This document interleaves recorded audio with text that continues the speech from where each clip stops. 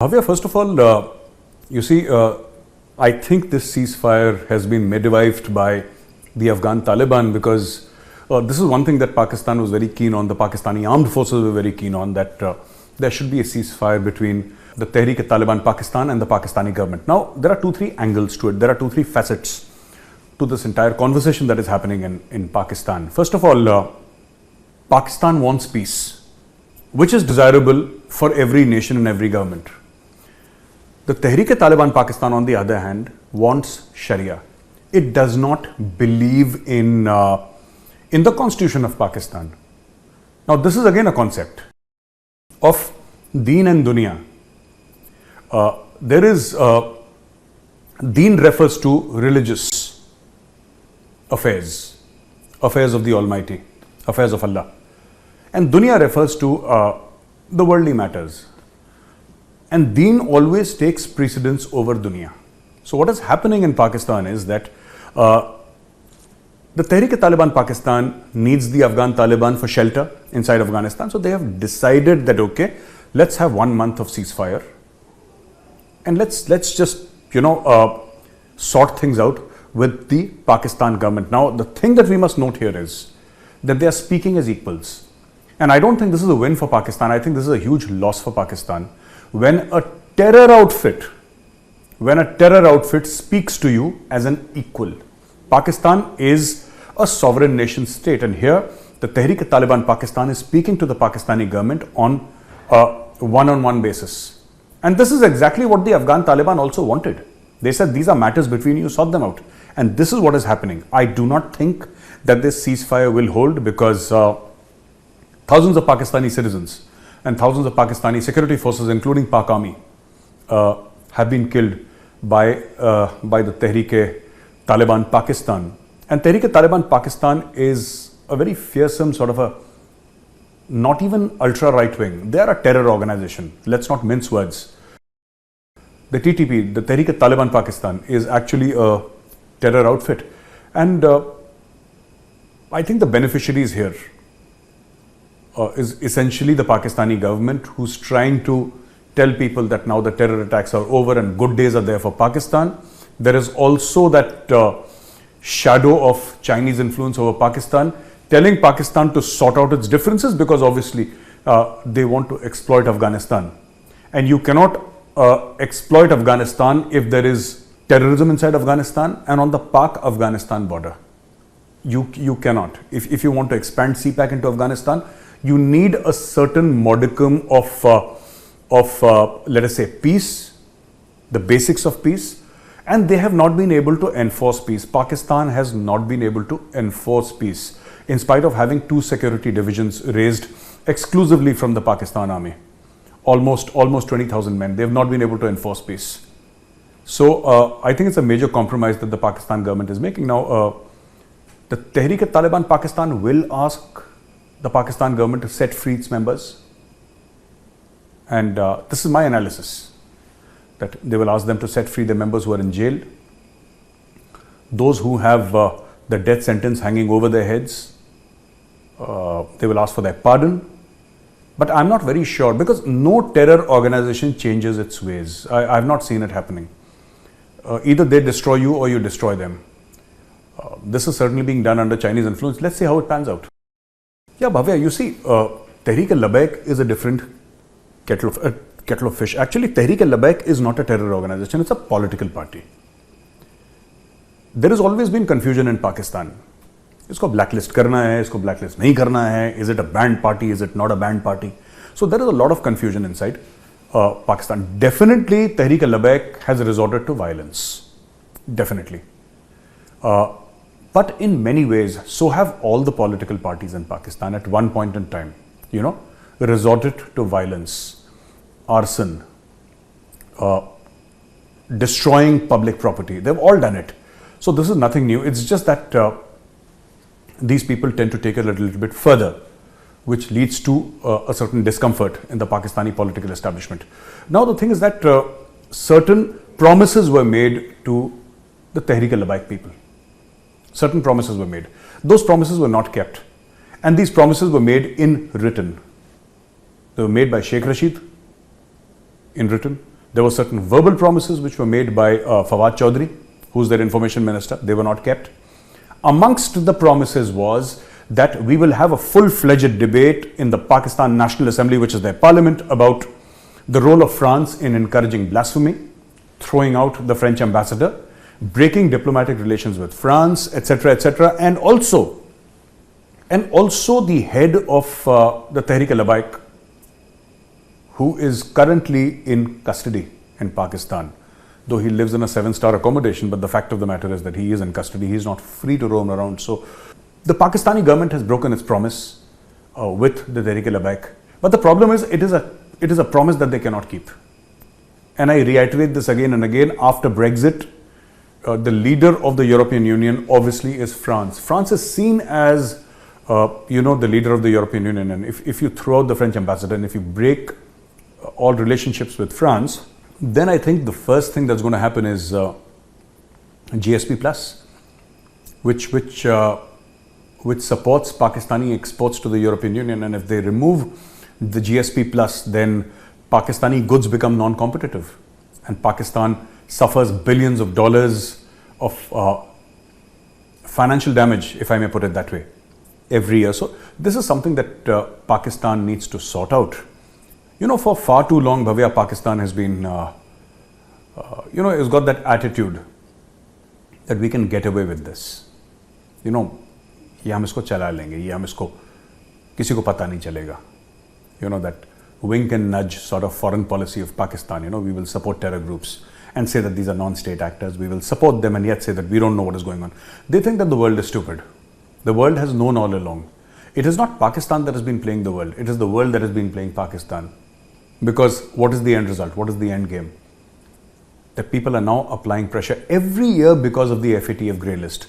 Pakistan's economy takes a hit of billions upon billions upon billions of dollars, their economy, every year. And this is how the world is twisting Pakistan's arm. So I think Pakistan needs to get its house in order immediately. And as far as the Tehreek-e-Labbaik, you might put the snake back in the casket. For a while, you can put the snake back, but the snake will come out again. Because it's going to be very difficult for the Tehreek-e-Labbaik leadership to explain to their cadre, that there has been a compromise between the Pakistani state and the leaders of the Labbaik, especially on matters of disrespect towards Prophet Muhammad. And any disrespect towards Prophet Muhammad is something that is extremely emotional for every Muslim. In Pakistan, it leads to riots. So I don't see any compromise which is long-term. No long-term compromise. Short-term compromises, couple of months, this snake will again come out of the casket, this snake will again bite. The Chinese giving a stealth warship to Pakistan, it does not impact us. It can give anything to Pakistan. First of all, let's understand, China gives nothing free, Bhavya. All right? So, unless Chinese say that we are going to give this warship to Pakistan absolutely free of cost, and we are such great friends and, they're welcome to have it free of cost, then we can think about it. But the Chinese have obviously sold this to Pakistan, right? And the Chinese have sold this to a country that does not have the money to buy it. When India says that our aircraft carrier, Virat, is going for its second sea trials, Pakistan must have something to tell its people that we are hitting India back. Now, as compared to an aircraft carrier, this fishing boat that Pakistan has got from the Chinese is a pea shooter. It counts for nothing. It's a small little boat. It's a flimsy little boat. But the problem is that it's not free of cost. And this will add to Pakistan's debt burden. I don't know how many hundreds of millions of dollars Pakistan has signed off on, but Pakistan has certainly not given money, because all the headlines say that, China gives this boat to Pakistan. They should say Pakistan pays $200 million and buys a stealth boat from China. But no newspaper headline says that, because Pakistan does not have $200 million to pay, or even $50 million to pay, or even $10 million to pay. They will not be able to do it. So Pakistan is doing exactly what the Russians did in the race against the United States of America, the arms race, the space race during the time of Ronald Reagan. You know, they get jittery whenever India launches a missile. They get jittery whenever India launches a warship. They want to compete with India. They don't understand that the basis of competition is economy. It is not quote unquote how brave you are. That is what the Pakistanis think that the USP is. And nobody else in the world is brave except for the brave Pakistanis, of course. And everybody's number one, the ISI is number one, the Pakistan army. So this is something that the Pakistanis need to figure out. The more they want to compete with India, the more they get into this quicksand of debt, which is good for India. Let Pakistanis buy more weapons from the Chinese. And the Chinese are very unforgiving money lenders.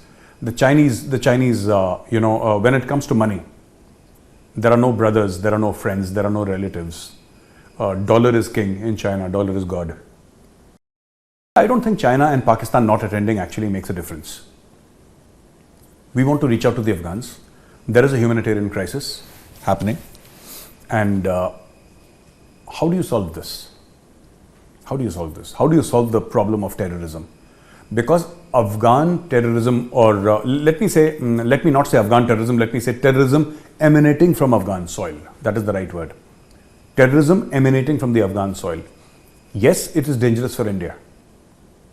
But India does not have a border with Afghanistan. Terrorism emanating from Afghan soil is far, far, far more dangerous for China and for Pakistan because they share borders with Afghanistan. And if Pakistan does not want to resolve the issue, so be it. We call them, and this is my personal analysis, I think we call them because tomorrow Pakistan should not say that, India has unilaterally decided to do something in Afghanistan. We did invite them. We did invite China. They chose not to attend. And in choosing not to attend, they have left the field open for India. All the stans, Kazakhstan, Uzbekistan, Tajikistan and this thing. And of course, Iran is attending. Of course, Russia is attending. And Iran has a border. And we have an entry into Afghanistan through Iran. So we'll obviously talk about that. Circumvent Pakistan. Go into Afghanistan through Iran. Why do you need to go through Pakistan at all? Russia has direct access through the Central Asian republics, all the stans, and they are firmly in the Russian bloc. They're Muslim countries, but firmly in the Russian bloc. So yes, the world is looking slightly different now. And if Pakistan thinks that by throwing a tantrum, they can derail, you can't derail or you can't absolutely remove India from Afghanistan because, as I said time and again, you see, there are only two realities in this world, money and death, right? And if Afghanistan needs investment, if Afghanistan needs money, there are only 4 or 5 players in this world who are going to invest money in Afghanistan.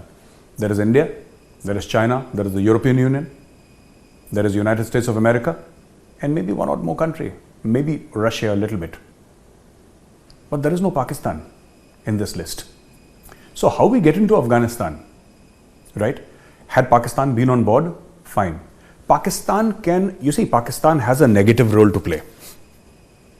Pakistan is not saying how they can benefit the Afghans. Pakistan is saying that, if tomorrow India says that we want to help Afghanistan, we want a presence in Afghanistan, but we will go through Pakistan. We accept that Pakistan holds the key to Afghanistan if India were to say this. This is a hypothetical and an academic sort of a scenario that I'm throwing at you. If India were to say this, you would have the Pakistani NSA in Delhi, right, at the feet of Mr. Ajit Doval. But the problem is, Pakistan derives its power from being the proverbial dog in the manger. I will not do it and I will not allow you to do it. You understand? So this is what Pakistan is doing. It doesn't matter. We had significant presence in Afghanistan.